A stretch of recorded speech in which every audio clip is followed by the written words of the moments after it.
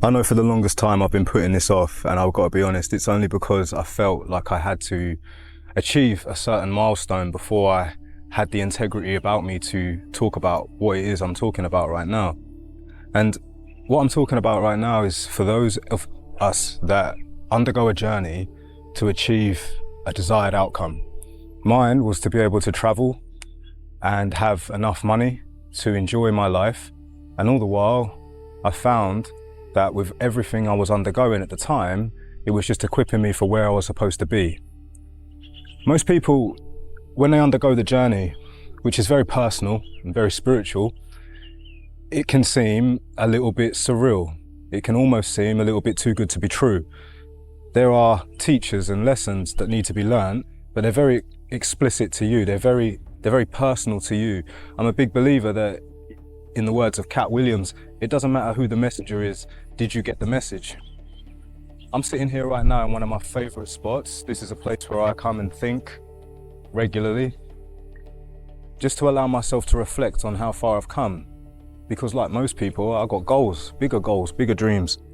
But luckily for me, 2 years of hard work has put me in a position where I'm able to take a little bit more time to reflect on the journey.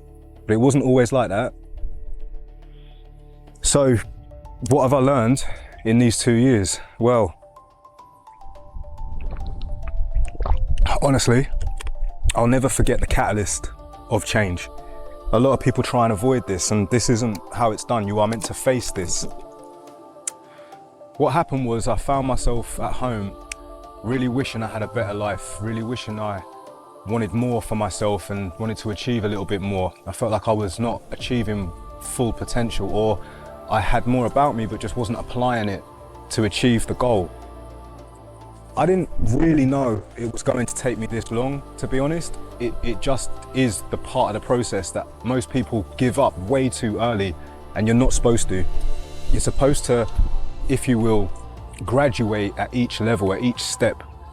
It's almost, for example, being able to record a video and speak to a person. A lot of people overthink the process rather than just beginning it, and I know that's cliche, but a lot of the things I am going to say are cliche because it does work. It works. And is it worth it? 100%. 100%.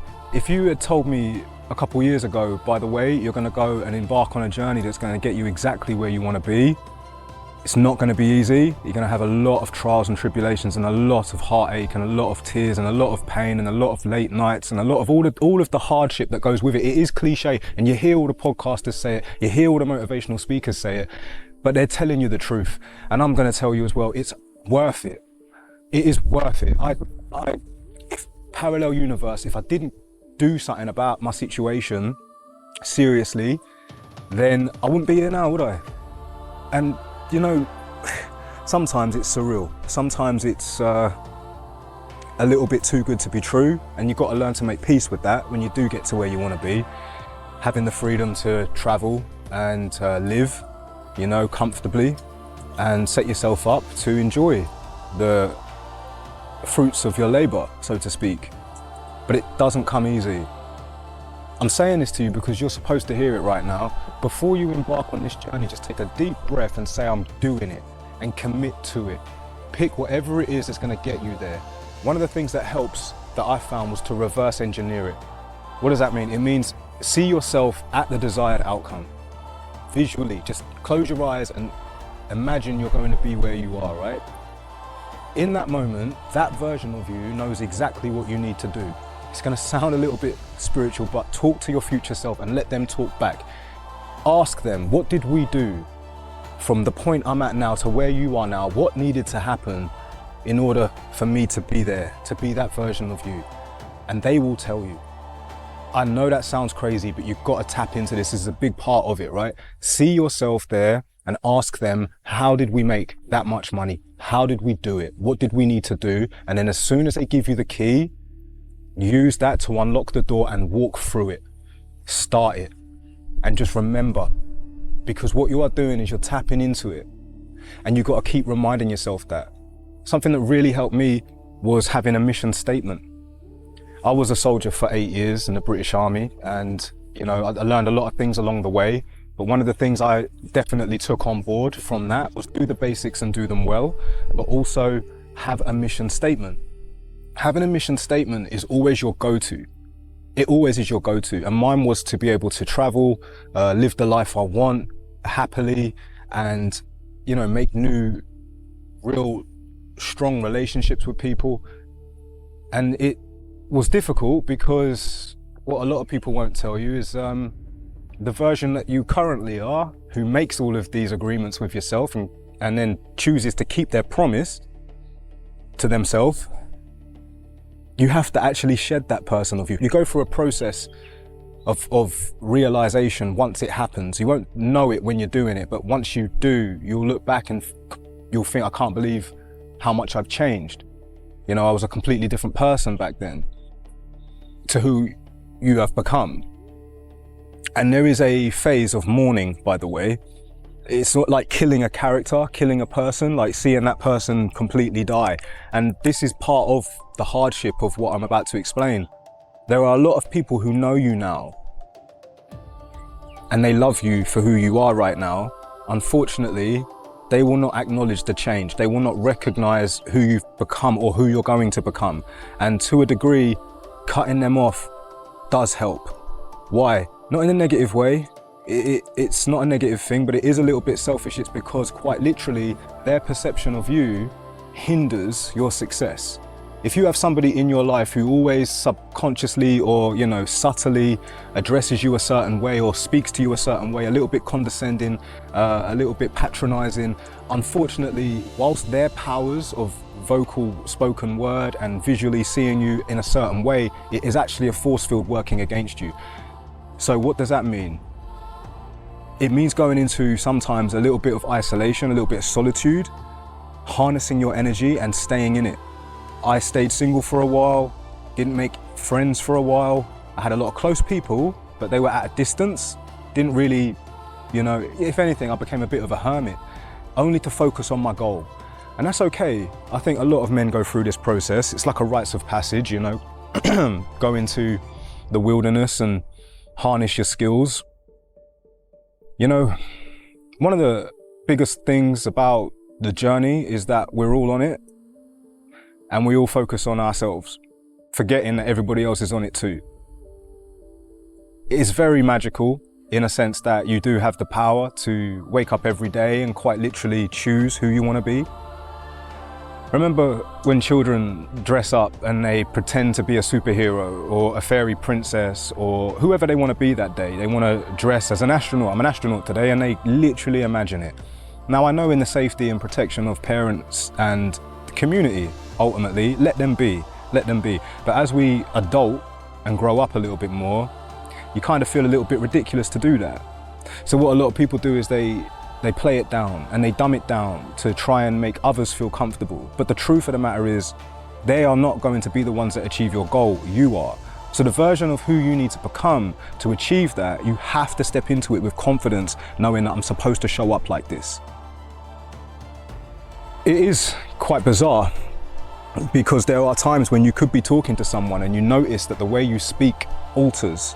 And this is what you've really got to pay attention to, because when you notice that you are acting or being a certain way, it's very important to be self-aware enough to say, this version of me doesn't align with where I'm going.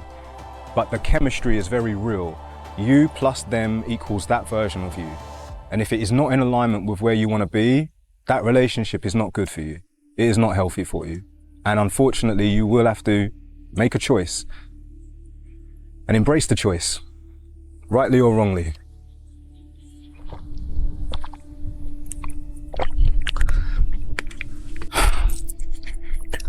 To some people, it may come as a surprise that I'm 37 years old and how I'm going to explain that the journey is not for everybody. I'm very lucky to be privileged enough to have had a public school education and be from a country where it's very established and set up. That being said, I'm very aware that there are people watching this video right now, and I hope that you are watching it alone, because what I'm telling you is very personal, that your situation may not have been the same as mine. Now, here's the thing. I'm not going to sit here and tell you about my past in great detail because, to be honest, we've all got one and everybody has their story to tell. One of the things, or one of the lessons I learned along the way is that it was very specific to you. I don't expect you to go to Afghanistan and, you know, fight the Taliban. But from the lessons I needed to learn was that one of the most important ones was if I was born in Afghanistan, I'd be Taliban. And this is a whole nother conversation that can be had at another time. But the point I'm making is I wasn't born in the favelas of Brazil, so to speak, or a shanty town in Africa, so to speak. But everybody from wherever they are has got their own obstacles to overcome because their teacher is very specific to them, what they need to overcome. Humble is something I had to learn the hard way, and anybody who has to talk about it usually isn't humble, or anybody who has to feel like they have to prove something, that is something they're still healing from. So I don't want to go into it too much either. Just know that, you know, I've had my moments, and I'm not too much of a proud man to admit I've had my moments of tears, but I've done this in silence, of course. The hard shape of the mind, it's like you work really hard to have it. And for most people, trying to harness a good one is the most challenging thing. Almost as if they feel lost, almost as if they feel like they may be on the wrong path or they may be different. And it's okay to be, because you're not supposed to be the same as everybody else. You are the only version of you, and that's your gift, that's your unique talent. And that unique talent, believe it or not, is what needs to be harnessed the most. It takes confidence as well to know that your unique talent is what is actually given to you by your birthright. This is your liberation. And all the while, naturally, there are those who will try and oppose it. They will try and make you believe that you are not supposed to achieve that simply because they are incapable of tapping into their own. You must learn to silence the noise. I've come all the way out here. Where I currently am is called Monkey Mountain because there's a lot of monkeys here. And I find that I just have to escape sometimes to be in my own thoughts. And I'm very high up, I'm at a viewpoint, and it's peaceful. Most people, whatever they're searching for in life, usually resonates with their soul. And I don't want to get all deep and spiritual, but I am like that to a degree. I'm a realist at the same time, but spirituality has definitely helped me cope with understanding more about the depth of the journey. Wherever you aspire to be in your life, whatever you aspire to have, just know that it resonates with your soul, one way or another. And what the soul usually wants is a place to call home. A place where you can lay your hat, kick your shoes off and relax the nervous system, as opposed to always having to wear armor or put on a character to face the world. And it is usually in solitude where people remember who they truly are. Which then brings me back to what I was saying before about who you truly are. One of the things that I had to do, which I didn't like to do, but was to face the mirror, to look myself in the eye and actually agree with the simple fact that I wasn't doing what I was supposed to be doing. I wasn't doing enough. And it's a hard pill to swallow. It is such a hard truth to acknowledge about yourself. And I didn't like it. It's not pretty, but you do have to start somewhere. Your success is directly tied to how much truth you can handle about yourself without running from it. And I don't mean to say that to scare you, but it's a catalyst that needs to happen. It is not about being bubble wrapped and comforted and cozied into your success. It is about facing that truth. If you do not earn enough, there is no one to blame but yourself. A lot of people don't want to hear that, and I get it, and it's strong. But eventually someone will get to the point where they will have to acknowledge at some point, when they step into adulthood, you cannot keep pointing the fingers and blaming.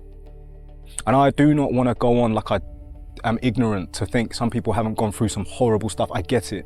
No, I do. I promise you I do. It's just, You cannot let that break you. You have to have it make you. Have to, somehow. Because that's the only way. And when you eventually do, you will, like I did, get very angry at yourself and do something about it. You see it all the time, especially in young people, children especially. When it is frustrating and heartbreaking and tantrum and tears, at some point they clock that, well, this tantrum and these tears ain't gonna get me what I want, is it? Precisely. So the quicker you can process that and the quicker you can, overcome that, whatever caused you tears, you will get straight back on track and do something about it. Remember this as well, if you are lacking a bit of passion, where you have your tears or where you find your tears is where you find your passion. There is something in that lesson that hurts so much that it brought you to tears, either tears of joy or tears of pain. Either way, you found something, passion, and that right there usually speaks to a person, usually.